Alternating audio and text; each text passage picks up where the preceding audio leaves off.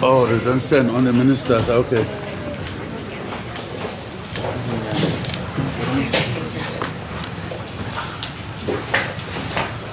Vice President, Prime Minister, ministers,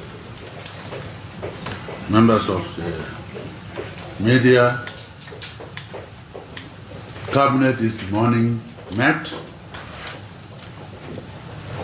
and of course, after discussing regular Cabinet business, we got a full report from the Minister of Health. What actions we have taken and what we need to do more. As I said on Saturday, the lives of our people is of paramount importance. Therefore, I decided, not I actually, the Cabinet decided that we should declare the state of emergency. I'm now happy to declare that state of emergency, and I will be signing the proclamation in front of you. It reads as follows.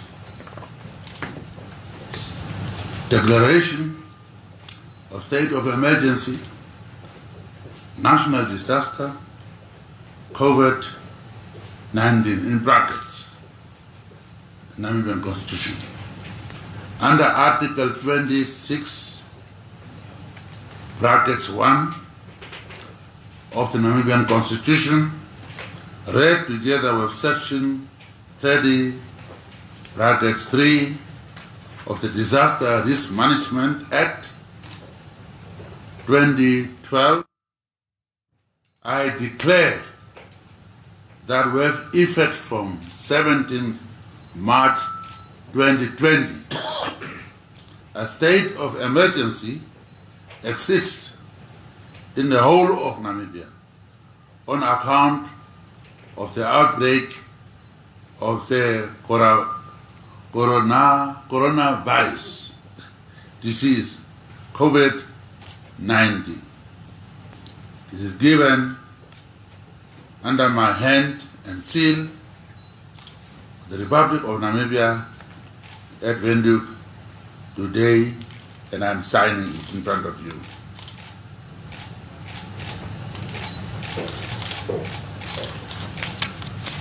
After this, we also got very useful briefing from the ministers, and we would like now, for your interest, for your information, and also through you, the information of the nation, to ask few ministers to tell us about actions that have been taken to address this issue.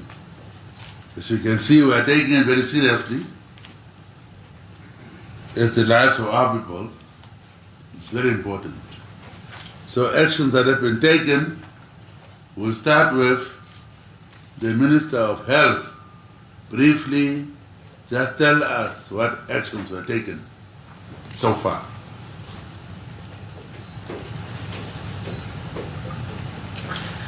Thank you very much, Your Excellency, the President of the Republic of Namibia, Vice President, Right Honorable Prime Minister, Deputy Prime Minister, Ministers, members of the media. I will read to you the decision on additional measures to strengthen Namibia's preparedness and response to COVID-19 outbreak. Cabinet approved the following additional measures to be instituted by the government to curtail the spread of COVID-19. Number one, at the ports of entry. Suspension of the issuance of visas on arrival at Hosea Kutako International Airport and implementation travel ban of foreign nationals by air or by sea from affected countries, namely the Schengen states, China, Iran, Korea, United Kingdom, United States of America, and Japan. The travel ban will be reviewed regularly. A temporary travel suspension for 30 days for Namibians or permanent residents, functionaries, except for special cases with prior authorization with the Ministry of Health and Social Services and Home Affairs and Immigration. Exceptional cases will include people seeking medical treatment, essential services like humanitarian assistance, truck drivers bringing food and other essential commodities, Namibians returning, among others. Compulsory screening will be conducted for verification and quarantine imposed when necessary. All leisure, business and social travel, like tourists, is suspended, and Namibians who are residents in other countries considering to visit Namibia to postpone such visits. In order to facilitate work, international meetings should either be attended by officials from our missions abroad or participation through video teleconferencing. Direct that all international scheduled flights, private chartered flights, to only land at Jose Kutako International Airport and Walvis Bay International Airport. All scheduled passenger flights, including private chartered flights to and from countries where there is active local transmission, be temporarily suspended for 30 days with immediate effect. This suspension is exclusive of cargo and emergency flights to and from Namibia. Conduct strict disinfection of aircrafts and training of airport staff on infection prevention and control, and provision of appropriate personal protective equipment. Mandatory screening for COVID-19 to be conducted at all points of entry in the country. Thermal guns to be placed at all checkpoints and roadblocks for screening inland travelers. All returning Namibians and permanent residents arriving from countries at high risk or from affected other countries will be subjected to supervised self-quarantine for 14 days. South African borders, including air travel, to remain open to serve as points of entry for Namibians returning home and exit point for visitors from Namibia, and to facilitate trade between the two countries. On uniformed forces, deploy of multidisciplinary professionals like health professionals, logisticians, and other professionals from the uniformed services, that's Ministry of Defense, NAMPOL, and Correctional Services, to complement their counterpart at the Ministry of Health and Social Services and the National Health Emergency Management Committee, and funds to be availed for training, equipment, and material. Correctional officers, court officials, police and city police to be issued necessary infection prevention materials when conducting their duties. All court hearings to be conducted without attendance by members of the public. All pending matters in court to be postponed in absentia for 30 days. Provide separate detection facilities for new incoming accused persons or suspects, and that routine screening should be conducted before admission. Implement the congestion procedures at police cells. For a period of 30 days, following the adoption of these measures, visits to correctional facility and police holding cells be restricted to a limited number of family members as determined by the relevant authority. When it comes to health facilities, mandatory immediate reporting of all suspected cases from both state and private health facilities using set case definitions, as well as taking specimen and packaging according to the set standard operating procedures. Introduction of triage system and mandatory screening at all health facilities in the country, and that the Minister of Health and Social Services coordinate the provision of personal protective equipment to all ports of entry officials. Include private facilities, that is UNAM, and NAS, etc., and other allied health services sectors in the response depending on the need. All healthcare workers to refer and apply relevant sections of the Public and Environmental Act No. 1 of 2015 regarding the notification, prevention and control of notifiable diseases. When it comes to the general public, for a period of 30 days following the adoption of this measure, large public gathering of not more than 50 people be suspended. Schools, religious gathering, customary weddings, funerals, and all parades for uniformed forces be suspended. For non-COVID-19 related funerals, family or organizers are strongly advised: 1. To promote hand washing, respiratory hygiene, and social distancing at the event. 2. Advise mourners to wear masks when coming to all activities related to the funerals. 3. Deaths and funerals related to COVID-19 will be handled by the government with psychosocial support to the family. 4. For a period of 30 days following the adoption of these measures, owners of public transport vehicles to provide hand sanitizers and masks to all their passengers and enforcement the laws on overloading strictly. 5. For a period of 30 days following the adoption of these measures, precautionary measures be put in place during livestock auctions so as to prevent transmission of the virus in line with the directives on minimizing mass gatherings as determined by the relevant authority and stakeholders. 6. For a period of 30 days following the adoption of these measures, trade fairs, sports events, and demonstrations be postponed. 7. Accommodation establishments throughout the country must provide sanitizers and masks for all staff. Educate guests to have own protective measures. Have full travel history of a guest and next destination. Contact health authorities immediately when they notice guests being ill, especially with symptoms related to COVID-19. Adopt and implement WHO guidelines on workplace prevention of COVID-19, including training of staff members of accommodation establishment on appropriate infection prevention and control measures.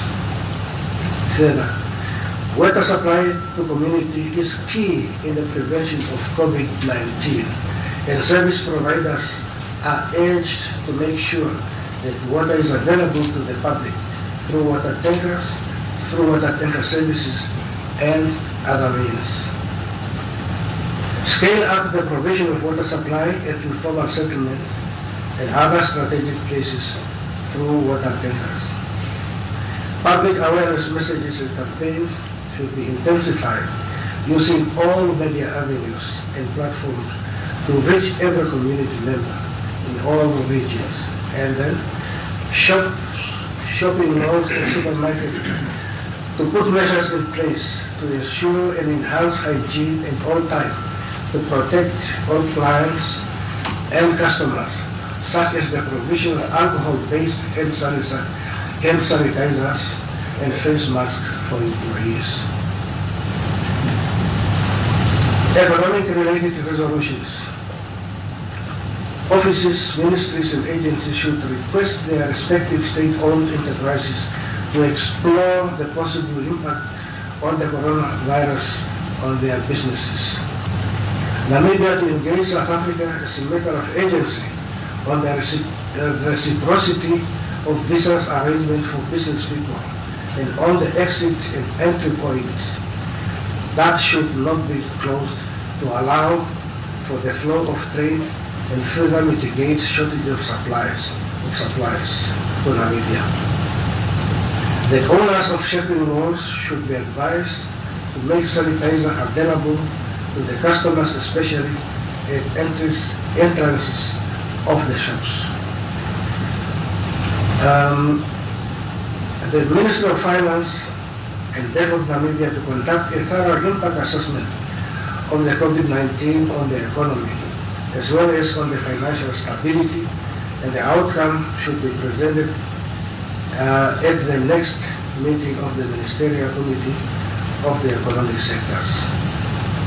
And last, the Minister of Industrialization, Trade and SME Development should implore upon the cosmetic industry to invest on manufacturing of sanitizers and other protective products to assess the impact of COVID-19. This concludes the decision of Cabinet. That was a decision, but I would like to ask Minister just to point out more problems that we are going to face as a result of this, just to alert us. Financial implications. Minister. Thank you, President.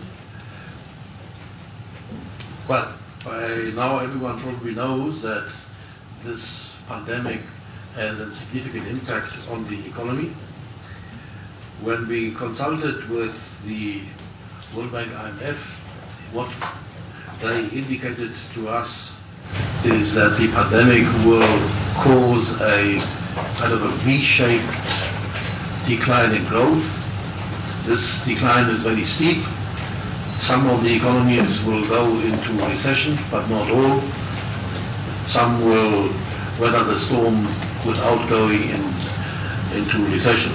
But it looks as if almost all economies will face a slowdown. The absolute figures for the slowdown are in between 0.5% and 1% of global growth. The President, as is almost always the case, the smaller economies suffer more than the wealthy ones because we have less ability to counteract these negative impacts. And the impacts are multiple factors. The most important ones are a reduction in trade of goods and services. This is caused by supply chains that become broken. We have some industries here feeling it, in the mining sector, for instance, where parts are manufactured in China, for instance, but these productions have started to stutter, and not all the supply can be made available. And if you don't get your parts or your service components, then your operation stops. So supply chain difficulties and supply chain breakages are a main cause of the reduction. Equally, if supply chains are not smoothly running, the demand on our export commodities, that's mainly in our case raw materials, minerals and so on, is weakening, demand is slowing, and export income is reducing. In the services sector, it is similar. Due to the measures that we have to take to contain the virus and save lives, the tourism sector comes de facto to an halt.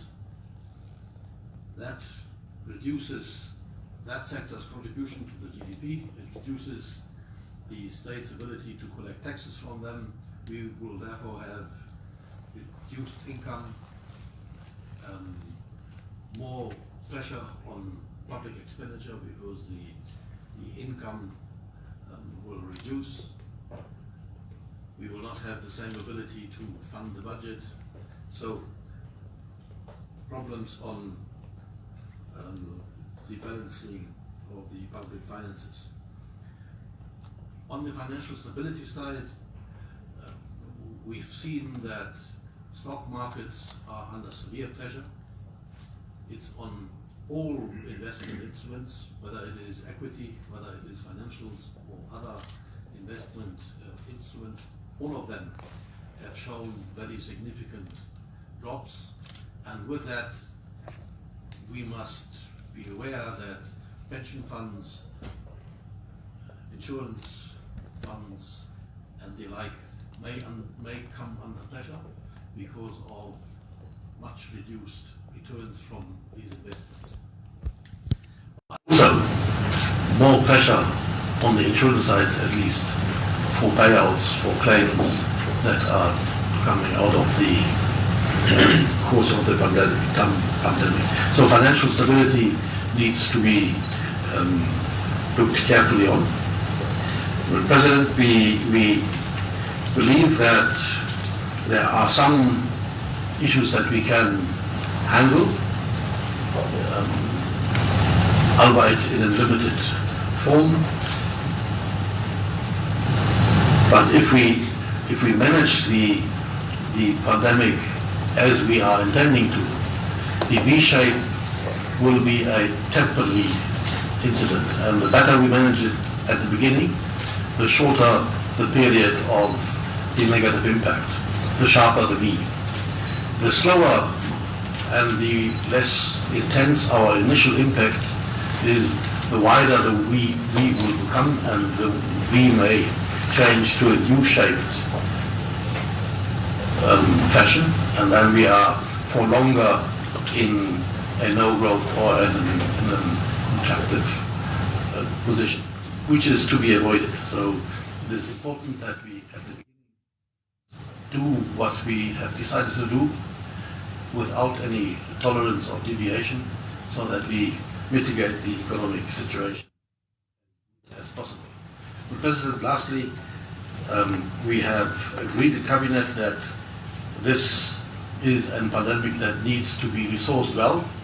So the immediate needs, as per the decision, that is the 134 million which is needed immediately, is available forthwith.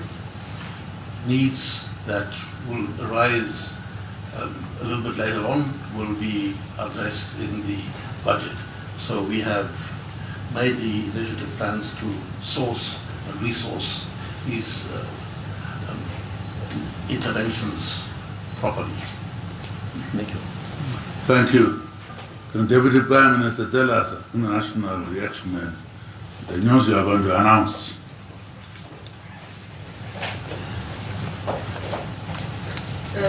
Thank you, Honourable President, Vice President, Prime Minister. Yes, as we have learned from the Minister of Health that we are faced an international pandemic which has no border and has no selection, but just affecting each and every citizen of the world.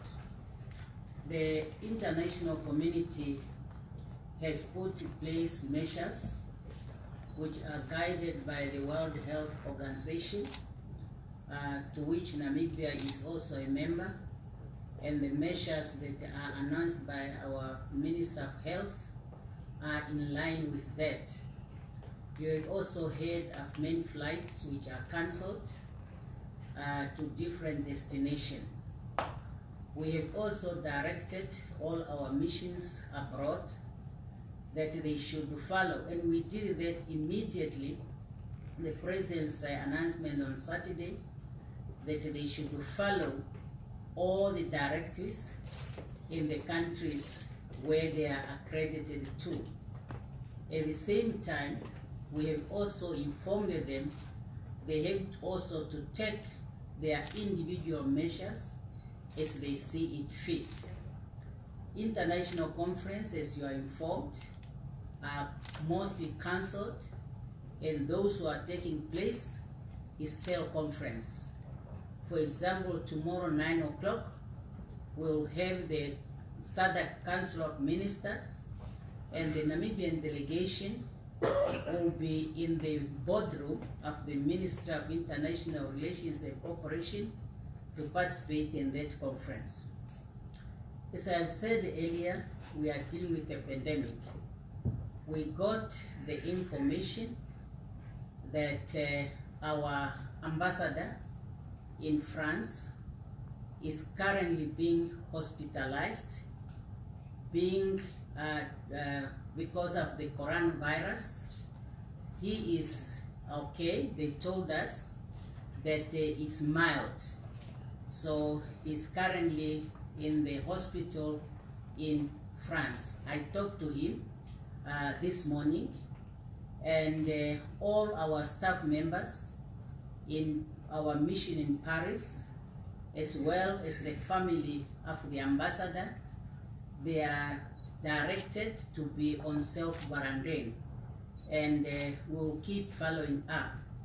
But as I said earlier, when I talked to him and the doctors told him that that is a mild, and I think the Minister of Health can explain more when we talk about mild. So we are really hoping that they'll be able to manage it, and will be in contact with him. So that is the situation. We have to be strict to just comply with all the measures that our government is taking. That's thank you, Comrade President. Thank you. Follow my example. Sure. Minister of Tourism, just how tourism may be affected. Thank you very much, Comrade President, Vice President, Prime Minister, Deputy Prime Minister, Ministers, Media. Yes, tourism is one of the industries in the economic sector that is heavily hit.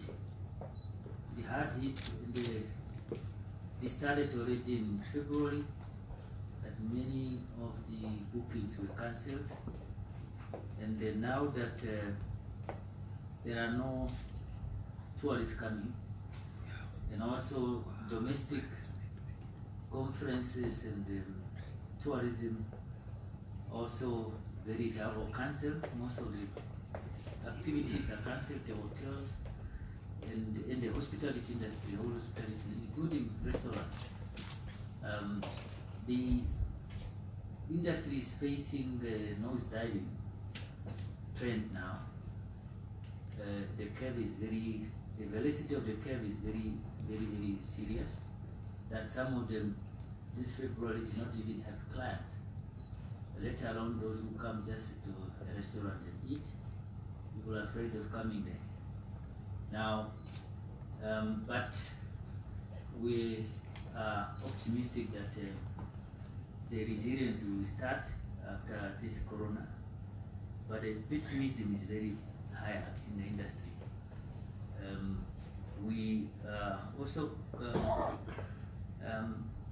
thinking about now that the accommodation facilities and also the accommodation establishments and the restaurants where you have clients, we have already met yesterday, and I have instructed them to ensure that there are measures in place.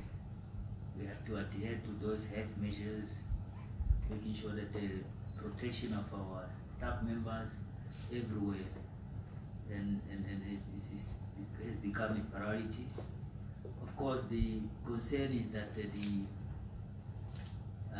loss of jobs in the sector is inevitable, because some of them even thinking of extending forced leaves to the staff members to avoid retrenchment, because with the small economy, and also these are most of them are SMEs, they rely on daily income. If there are no income, they cannot meet their overhead expenses, and they let alone paying their staff.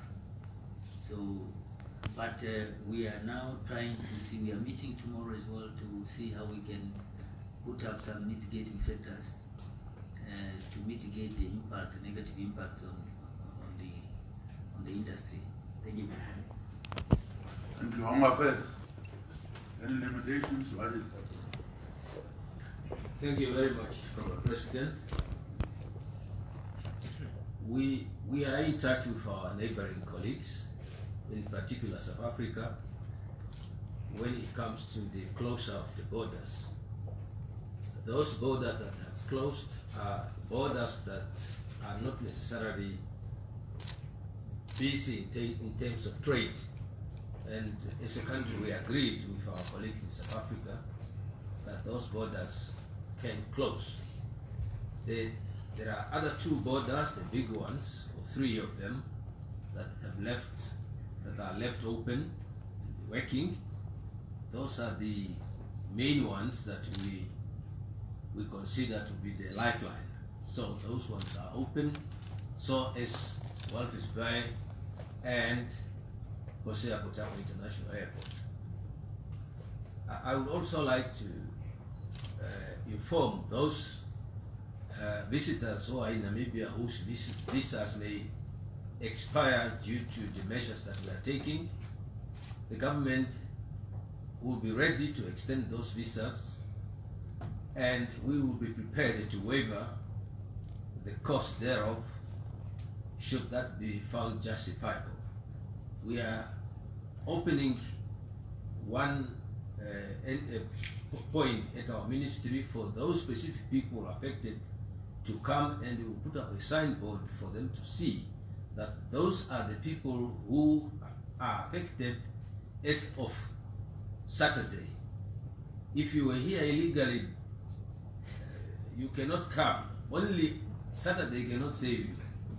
So, but those ones that happen to be affected because of that, because the announcement made by our president Saturday onwards, we are prepared to look into that, but they have to come to the Ministry of Home Affairs and Immigration to present themselves so that we can look into their cases and we act accordingly. Our President, thank you. With industries, are they consulted? Oh, first trade. Oh, trade is very important. Thank you very much, Comrade President, Vice President, Prime Minister, Deputy Prime Minister, colleagues, ministers, media. From the trade side, the business community, we had some discussions, but we will have a formal meeting tomorrow afternoon where we'll have the retailers, distributors, manufacturers, and the NCCI fraternity, where as business we will look and come up with workable solutions to ensure that we serve the basic necessities. If we are quarantined at home, that the people will have something to eat and to drink, but also to encourage the few manufacturers here to increase the production of sanitizers should we have a challenge of import of those basic commodities.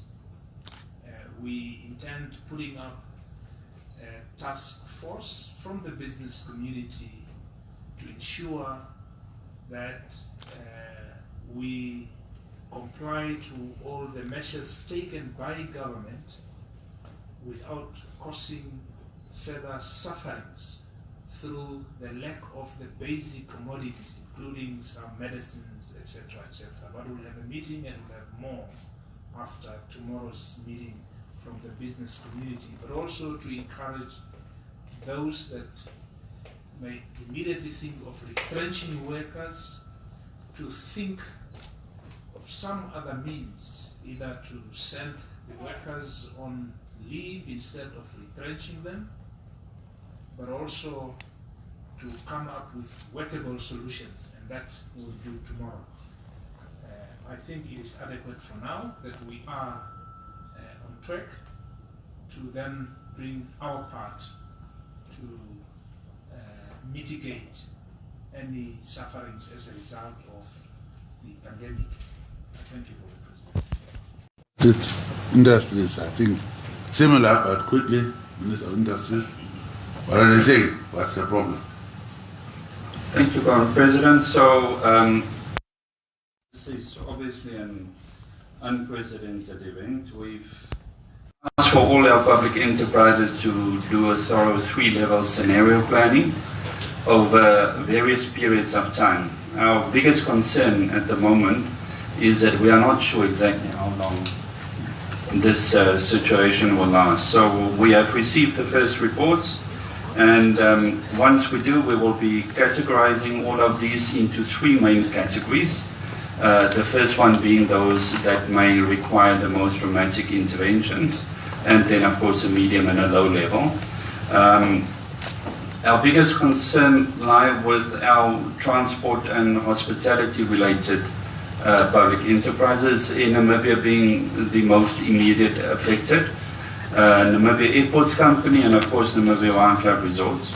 We foresee quite a dramatic effect of this as well. And then of course, pending the outcome of this, we will design certain interventions and then incorporate those when necessary and where possible within the budget going forward, and then of course in a responsible, prioritized manner. Thank you. Thank you very much. Now, you forgot something. You know, he's getting old. Could you please? It's a difficult task, you know. Thank you very much, Comrade President. No, I just wanted to share with the media that we had 6 cases under investigation for coronavirus. The last 3 were the one which were mostly spoken about, but there were also some which are not necessarily from Finland. Last night, the results came out, and all 6 cases, they are negative for COVID-19. I just wanted to confirm in front of you. And I also want to thank most of you who have been making inquiries, because you wanted to communicate to the public the correct information. I would like to encourage you to continue to do so. And we will be available at the Ministry of Health and Social Services. Thank you, Comrade President. Thank you very much, Prime Minister, on the summarize, administrative, whatever. Yes. Before you close. Thank you, Comrade President, Comrade Vice President, DPM, colleagues. I just want to mention 2 things. First, to indicate that as per the statutory requirements, the proclamation by the President would be submitted to Parliament with a request for the period of the state of emergency to be extended beyond 7 days, to go to up to 6 months at a time, depending on the need for us to maintain that state of emergency in order to facilitate for interventions that may be required for us to control the disease. Secondly, I want to indicate that we have also made arrangements in order to assist learners at schools and students at institutions of higher learning to minimize the negative impact on them as a result of the suspension of classes and university studies, also owing to this situation. So we will be looking at e-learning approaches in order for them to continue to study, and also special classes, maybe to adjust the school calendar in order that this does not impact on the examination results. And finally, we are engaged with the representatives of the public servants who are NAPU and NANTU in order to clarify whatever queries that they may have, and for us to look at whatever measures may need to be jointly undertaken by ourselves and them to make sure that there are no apprehensions amongst civil servants that those that would have to be coming to work, and we expect that they will be coming to work, for now there is no situation that warrants otherwise, are doing so without any fears. And if there is anything that we need to do as a government, that is discussed with the labor unions so that we do that jointly. Thank you. Well, that's our report to you, to convey it to our people so they don't get scared. Situation is under control. We will be giving you updates, as the Minister of Health said, that they are there to give you updates. I will open the floor, but I don't want us to be derailed as we are normally used to doing. When I was taking basic English course, we were trying to talk about comprehensive to understand the article as it is. To ask me, what is the main idea? The main idea is what you have to look at all these meetings. So don't try to now come with things that are kind of parenthetical, that we express in a parenthetical way, that becomes a headline. So what is the main message we are conveying? We are supposed to convey that to people, not a parenthetical expression or jokes you are making. That becomes a headline. So the floor is open. Yes? Since you listen to me very carefully, you know it.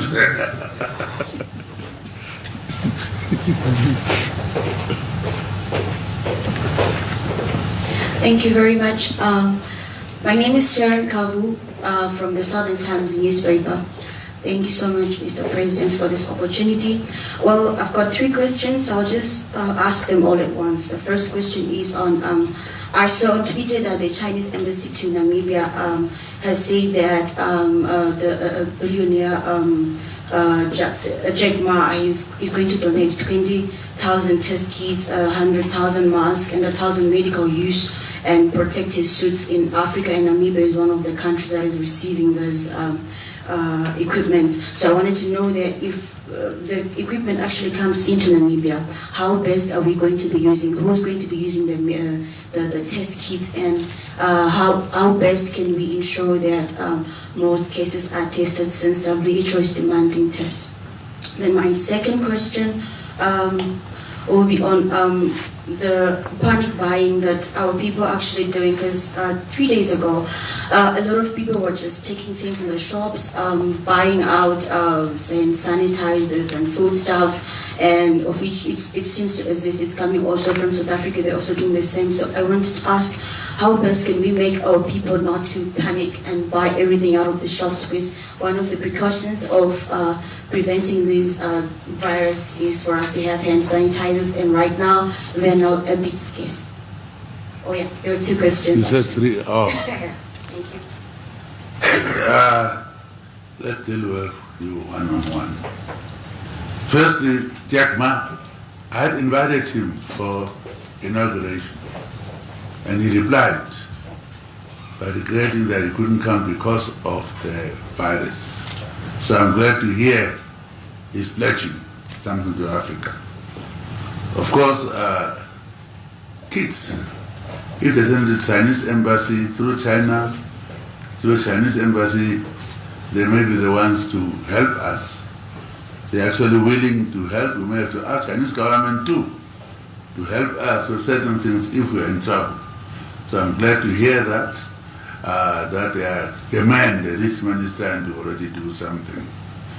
I think when the equipment comes here, it will be received by either us or by the government, by the Chinese embassy. But this is Namibia. It should be us, if it is donated to us directly, to decide how we are going to use it. Panic, don't ever panic in anything I was told during the war. Don't panic. The reason we are having these briefings is to allay that element of panic. When you are panicking, you do wrong things. So definitely to go to shops, to buy out everything, it's good preparation. People are buying to store things in case they run out of. That's good planning also. You can't condemn them, they are planning. But if you don't want to share in everything we do, and just to think about you first, and to say, well, since we are in trouble, all of us, let me take some and leave to other brothers too. But government must come to help others. So yes, people are panicking because we announce this as a very serious disease. And rightly they are trying to prepare themselves to hawk things and to store things, food even. I'm told some people are doing that. That's good preparation, but don't panic. So please consult us, that's why we are open. You're given a line, there will be a focus person, so that way you can be informed and not to panic. Next. Yes, sir. Anyone want to add? Technical people are here. Anybody wants to add?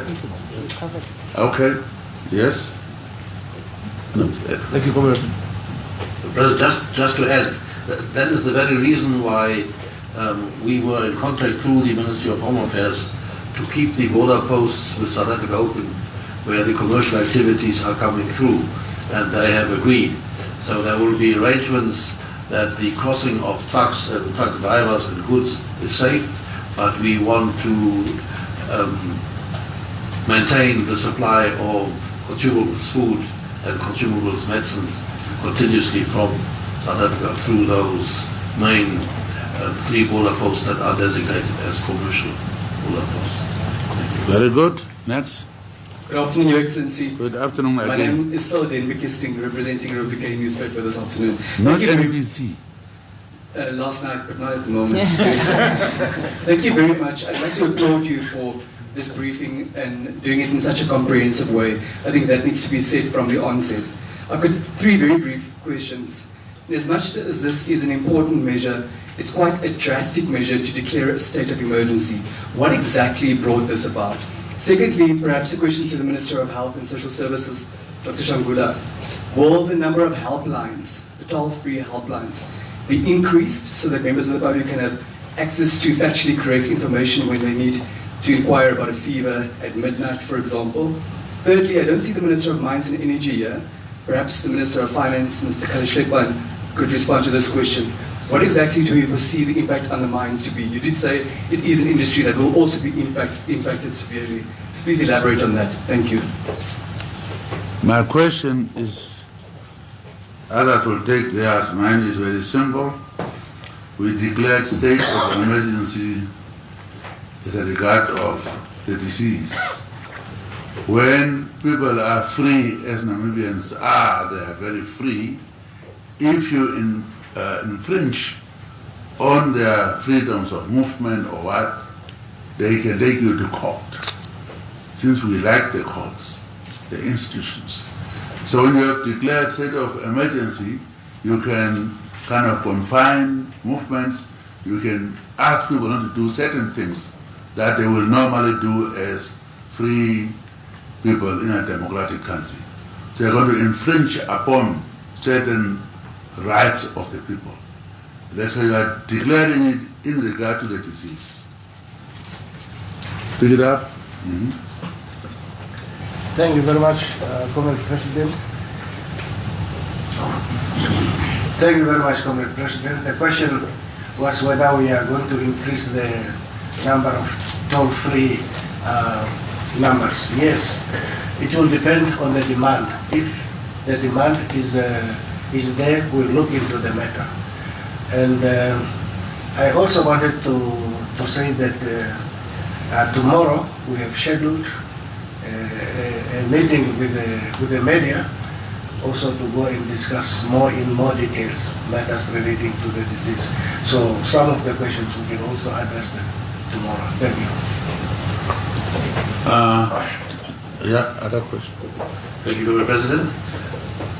The remark on the primary sector or demand for primary commodities was done more in the global sense, where we see demand weakening and therefore prices dropping, oil prices and other commodities.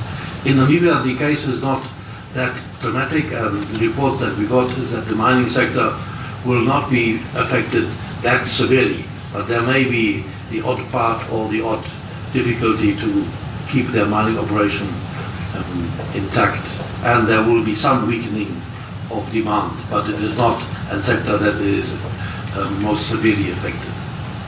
Thank you. Yes? Shortly, also on why we needed to declare a state of emergency through a proclamation by the President. It is also to enable us to use emergency methods to respond to the situation. So if, for example, the requirement is that you must advertise a position to be filled for 30 days before you fill it, you can be able to advertise it for 5 days or to not advertise it at all, because there is an emergency to be addressed and the public interest must take now precedence above the interest of individuals. Very good. Yes? Thank you, Comrade President. But also, we want to appeal to all those operating in Namibia, including the financial institutions, that there will be some hardships so that they can also relax their policies and not start creating other hardships, that we need to move together and that everybody is then mobilized for a common cause. Thank you. Next question. Yes, sir. Who are you? I'm Hage Geingob from the Namibian Sun newspaper. Thank you for the opportunity. My first Why question... did you make the four-wheel drive as your main headline? Come on. Four-wheel drive. We talk about many important things. Are you an editor? No, fortunately So not. go and tell your editor. I asked that question.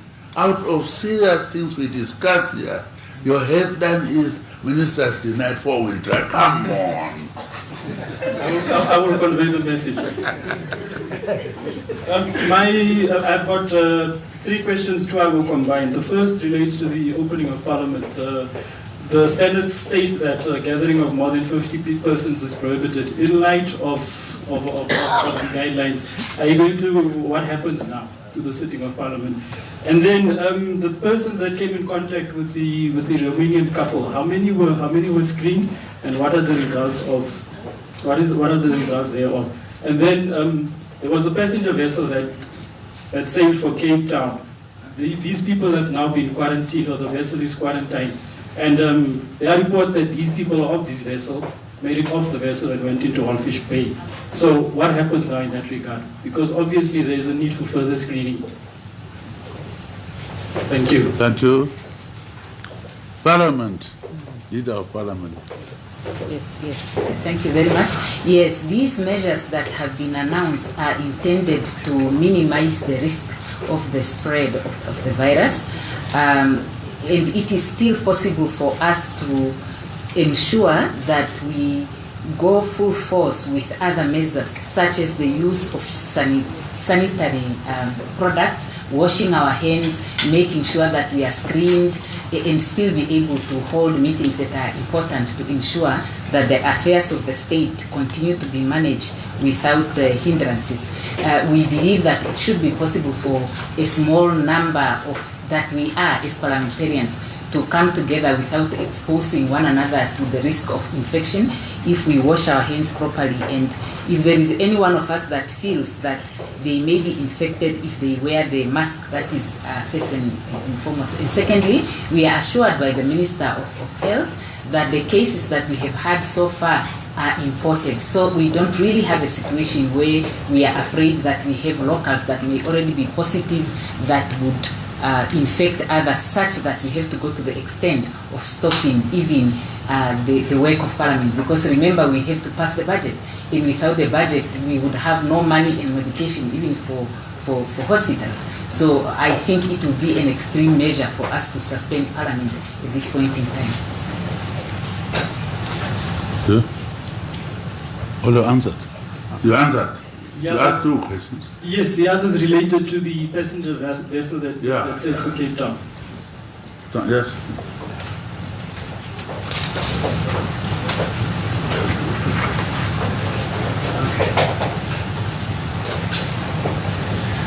Thank you very much, Mr. President. The vessel, they must talk about vessels. This vessel is an Italian registered vessel. It operates between Durban and Walvis Bay, starting with Durban, Port Elizabeth, Cape Town, Lodderis, and Walvis Bay. Now, on the 11th of March, the vessel docked at Lodderis en route from Cape Town. The passengers, they were screened as per our protocol on board of the vessel when it landed, when it docked. So when they came out of the vessel, they were already screened. And then the vessel proceeded to Walvis Bay, arrived in Walvis Bay in the morning of the 12th of March. That's less than 24 hours after it left Lodderis. Under that circumstances, it was considered not expedient to again screen them because they were already screened less than 24 hours earlier, and therefore no significant development would have been expected, and that's exactly what happened. And then after Durban, after Walvis Bay, it returns the same way. There were some rumors that it was denied in some other countries. No, it only operates between Walvis Bay and Durban and calling at the intermediate ports. Next question. Yes. The second one was the Romanian couple. Oh. Yes, the Romanian couple. The number of the contacts which were identified, there were 17. They have been monitored, and some of those who have been in immediate contact were among those whose result came yesterday, and they are among the number which I mentioned to you that they are all negative. Thank you. Next. She didn't add so. Yeah, take it.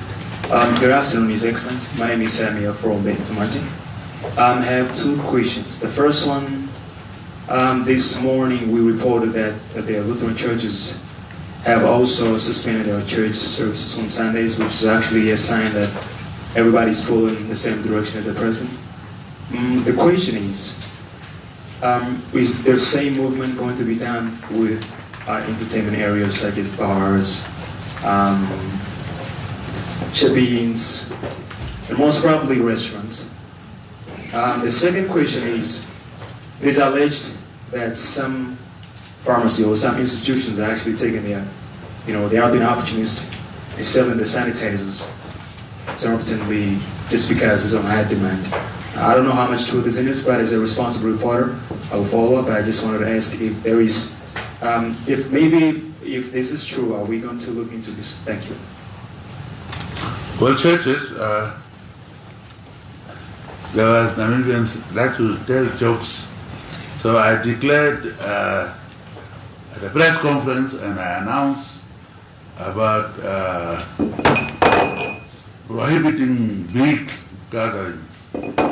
And I went to church and they are making a big issue out of it. I want to pray for you so that we can be here together. Next weekend I'm not going to go because you don't want me to go and pray for you.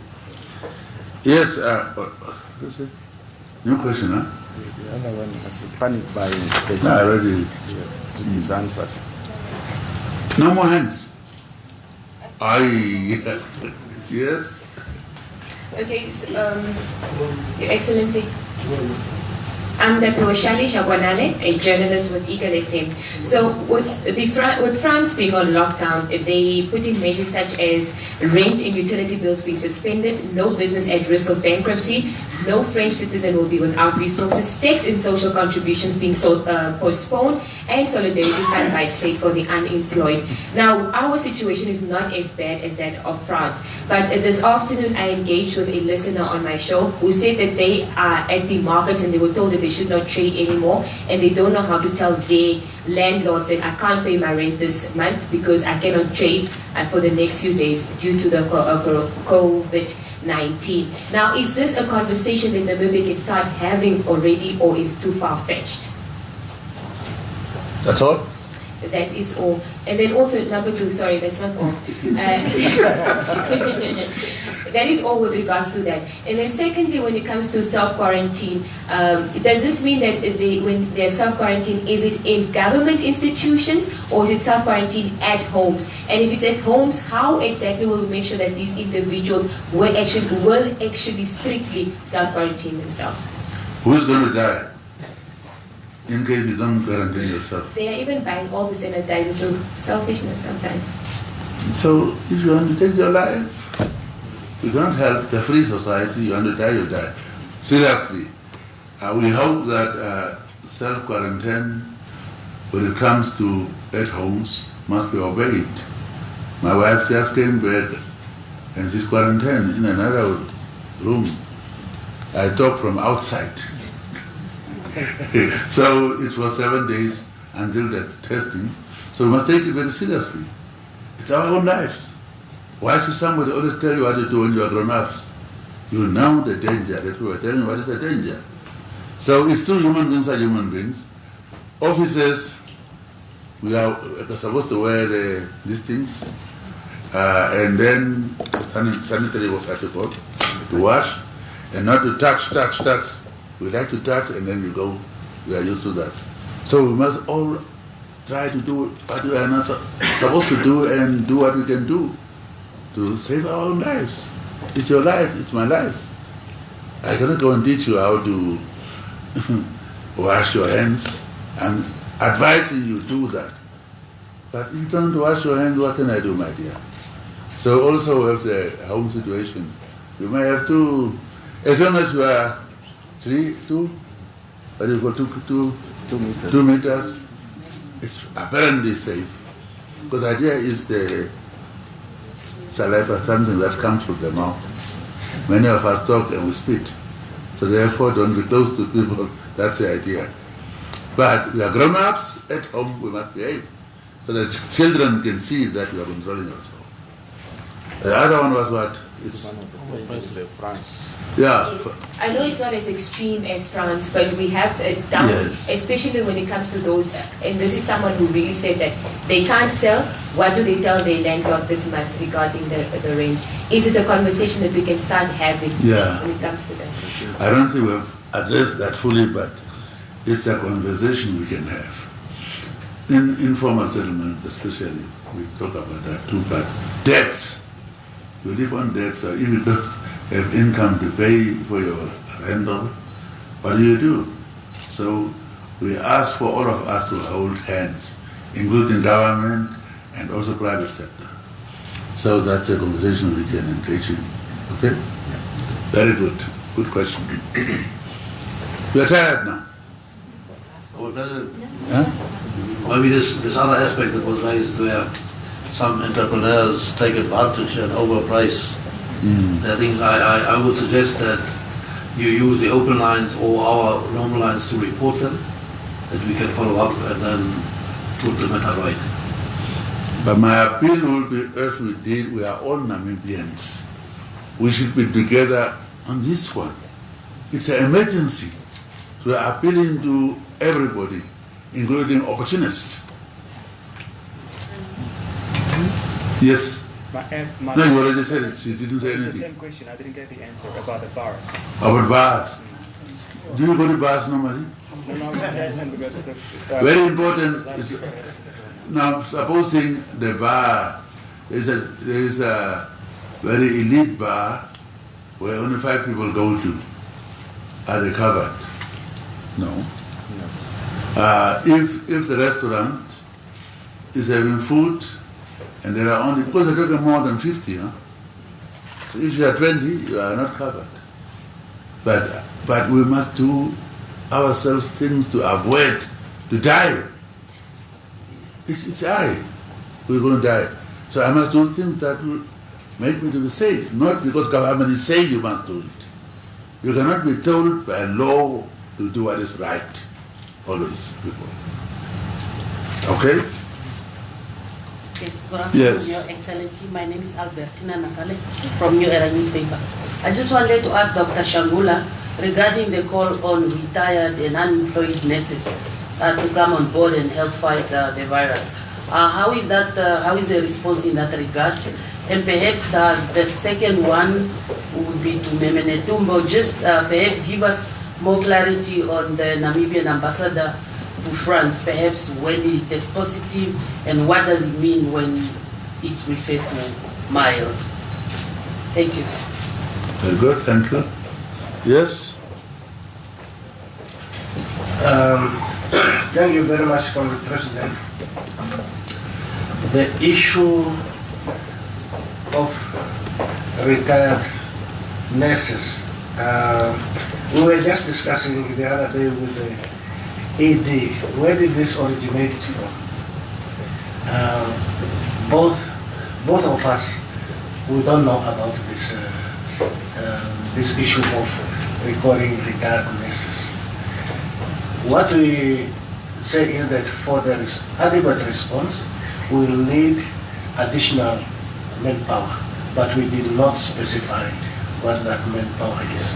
We will source the people whom we think will add value to the response. Thank you. Okay? Oh, big man.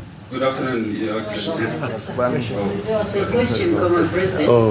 And before I go to it, I want the doctor to help when they talk about mild, because it's a medical term, and then I'll come after that. Okay, thank you very much, Comrade President. The COVID-19, when it manifests itself,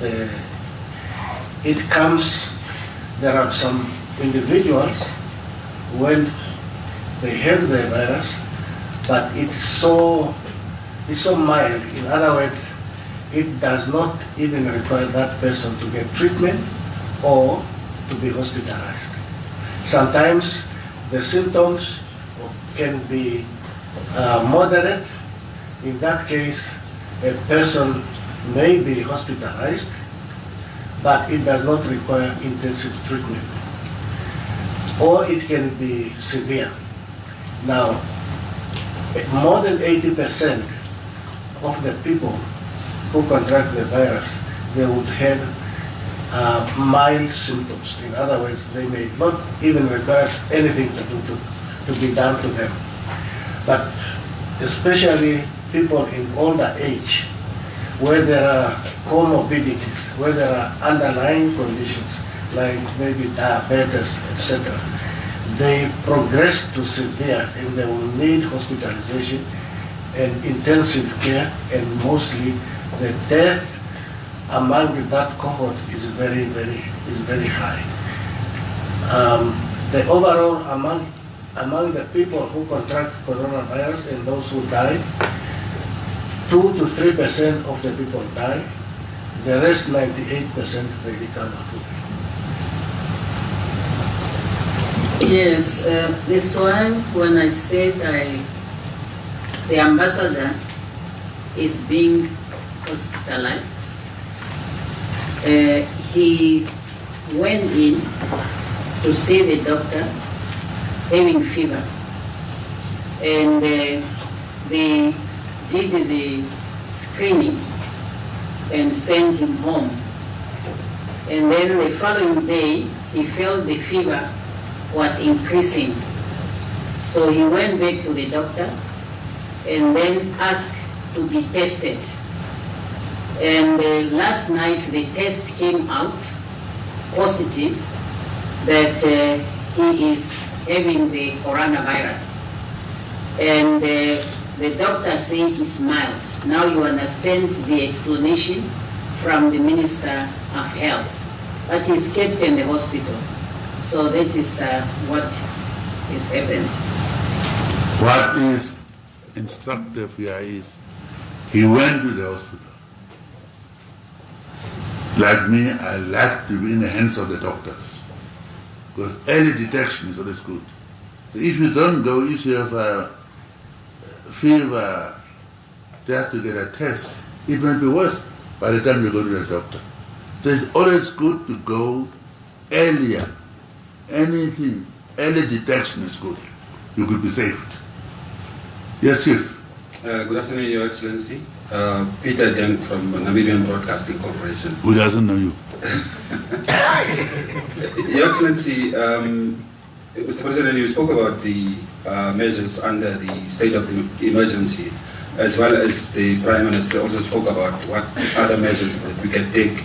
But could we maybe talk more about what really the state of emergency means, because so that all of us can understand exactly what it means. And secondly, there are also reports that we are receiving that Namibian students are returning, are told to vacate their dormitories and hostels in South Africa.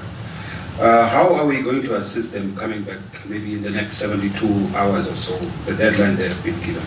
Thank you very much. On the state of emergency, I don't know what more we can say.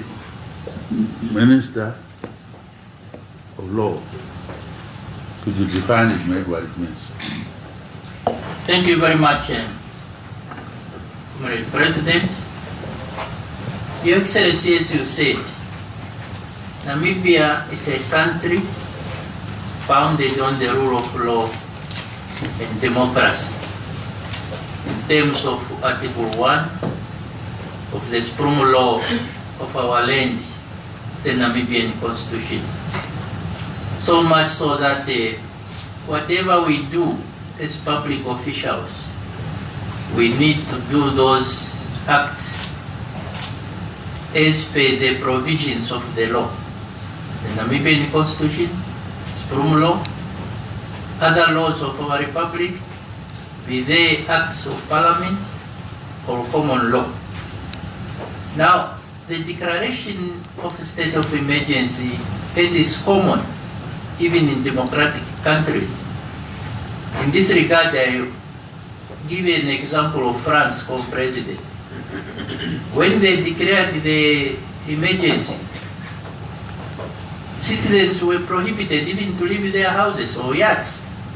It means certain human rights are suspended. That's what it means. Certain human rights are suspended, but in this regard, they are suspended for the common good of everybody.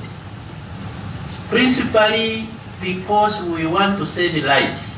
It's not because we want to be funny, to violate human rights or whatever, but per the provisions of Article 26 sub 1 of the Constitution, which the President read before he signed the state of emergency. And in addition, as safeguards, the Constitution says the President can declare a state of emergency. And that state of emergency is only effective or lasts for 7 days if Parliament is in session, particularly National Assembly. So after 7 days, if it's not extended, the maximum by Parliament for 6 months, it will lapse. That's what the Constitution says. But if Parliament or National Assembly is on recess, the state of emergency lasts for 30 days only, and it elapses, unless it is extended again by Parliament, in this regard, the National Assembly. So in short, Mr. President, state of emergency means certain rights are suspended, and you cannot take action in terms of going to the courts to demand your rights which have been suspended for the common good of everybody. I so submit, Your Excellency. Thank you. Yes, ma'am. Your Excellency, good afternoon. My name is Maria Kanjungu from the Confidante newspaper. I have 2 questions. One to the Minister of Home Affairs. This is with regards to the Chicago border. With it being mostly an artificial border and it very open, how do we plan to control that for now? And my next one is to the Minister of Trade. How do you plan to conduct business with the sector now that we don't want large gathering? How is that going to happen? Home Affairs. Thank you, Mr. President.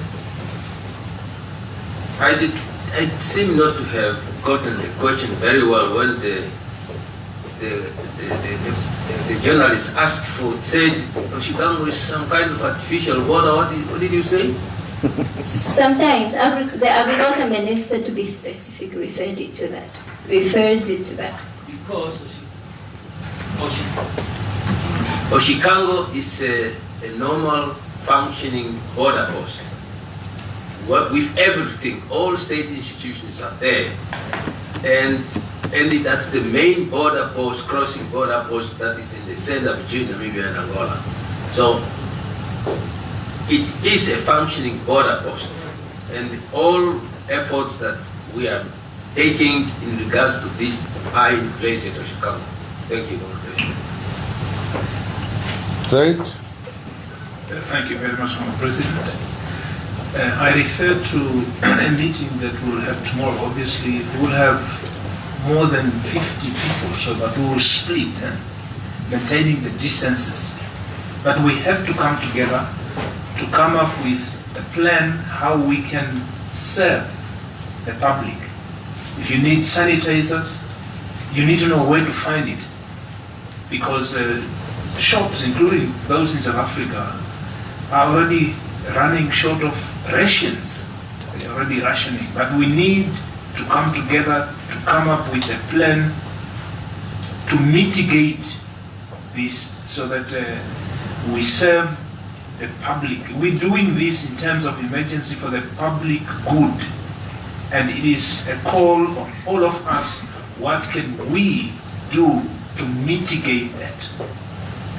The issue of the shippings and the bars and all this is why we did not include the closing of the malls. You know, in a mall you will find more than 50 people. But we must keep them open, so we'll come with measures that while there they need to take care of their clients, their customers. This we need to discuss to make sure that we don't, I tend to say, to put measures in place, you know, to our own detriment. We put the measures in place to protect ourselves for the public good. And that we will, together with the stakeholders, the business people, come up with that solution. Yeah, I think that's all that I can say for now. Yeah, last one. Now on behalf of yes. Sorry, Comrade President. There was a question asked about our students in South Africa being asked to leave dormitories. I just want to inform Comrade President that the information we don't have, and we are going to follow up to find out whether it's true or it's just one of those information. But from the Ministry of International Relations, no such information has been communicated to us. Supposing it comes now. Suppose it comes now, Comrade President, we will just work with the Minister of Higher Education and see how we can handle it. It's our citizens, and then work with the government of South Africa to find out exactly what are the details, and then we can handle it within this state of emergency that we are having, Comrade President.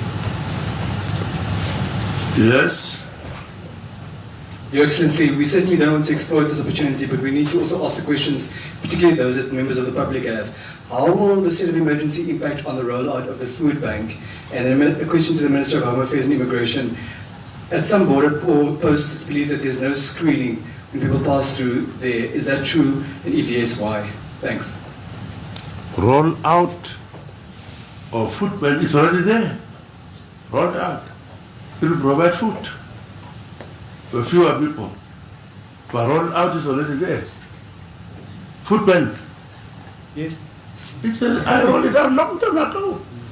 But the actual distribution, that's what I was referring to. It will continue. Because less than 50 people. Just reduce the numbers so they come in sporadic way. But definitely they have to get food. But they must be orderly. Yes? Okay, the very last question. Maybe just... Oh. Comrade President. Yes. Just let me know which border posts are those, and we'll take the appropriate action. On what? Students. Oh yeah, okay. Yes? Maybe just with assistance to the Deputy Prime Minister, there is actually the UCT had put out a statement, and it was also on the South African news. We've seen the statement. It's also on their website, on the University of Cape Town's website, where they are giving the students 72 hours. And then just lastly, as we maybe conclude, the lessons here, because yes, the borders are not closed, but should it come, let's hypothetically say that the borders close between South Africa and Namibia, and the dependency that we have from South Africa, can we say that this is a lesson to Namibia on what exactly we need to do in all the sectors to become less dependent on and more independent? And also, how do we do that? Do we strengthen manufacturing? What is it that we're looking at? My dear, it is not a lesson. We learned a lesson long time ago before you were born. we are busy with that. When I was the Minister of Trade, we talk about that. We are talking about that. But I like your question. It's a lesson that you people who like to go to South Africa must also learn. Many of you, there's a concert there. Are you going to go? Okay, now it's a lesson. But it's not a lesson we are learning now, it's a lesson we learned after independence. That everything was coming from there. And we have done a great deal. Horticulture already about 60% now. Huh? We're getting everything from there. About EPAS negotiations, that's what we're fighting against. And we won. Namibia won and others joined us. We're not following that. It's because of that that we're trying to kill this dependency. On the other hand,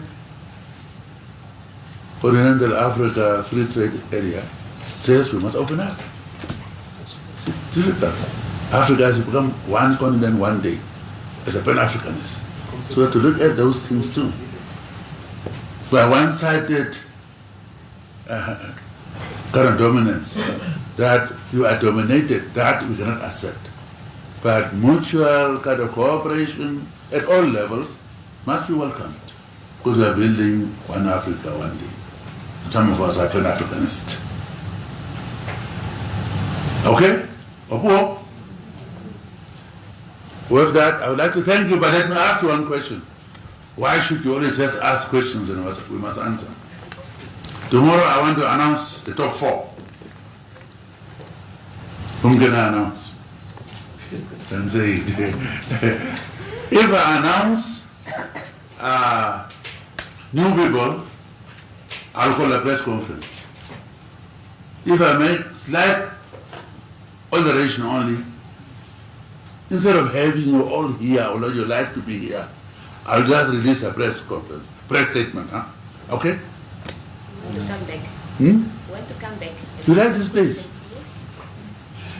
Well, we have taught you how to be transparent, so I hope you can accept that and use it properly. If you misuse it, we are going to close down. Huh? We talk about serious things. Ministers were denied. How do I come and be open? Well, if I change my mind and I'm not going to call a press conference tomorrow, then I will inform you. If you want to come, you can come and we can talk. Okay? Any other closing remarks, Vice President? Thank you very much. Thank you very much, Mr. President. All I wanted to say is that the President does not declare a state of emergency and go to his office or to his home. He remains on duty. Same thing with Cabinet. Cabinet has to be engaged to do whatever needs to be done for the protection of our people and country, and to make sure that we continue to function as a living community. The same thing with our parliament. Some of these proclamations have to be approved by parliament. You can't just close the parliament, otherwise the process will not continue. So I want us to understand that society must function as a living society. And institutions, whether it's giving food bank and whatever, we must function. And yet, that is the only way we can protect our students, our health institution, and the rest of our people. Thank you very much, Mr. President. With that, we would like to thank all of you. See you sometime, very soon.